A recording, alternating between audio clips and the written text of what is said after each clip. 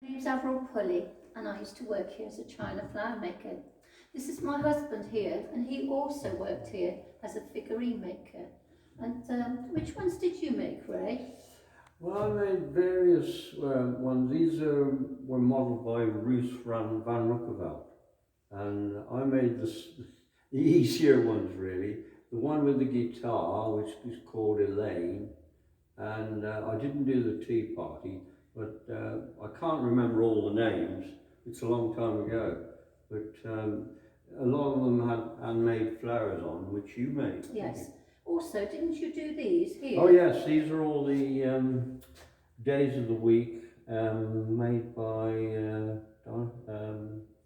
Frida Doughty. I think so, yes, Frida Doughty. Frida Doughty made. Now, I think they were first modelled in the 30s. Mm. Yeah. Very popular to very, this day. very popular. One of the best. Yeah, yeah, yeah, definitely.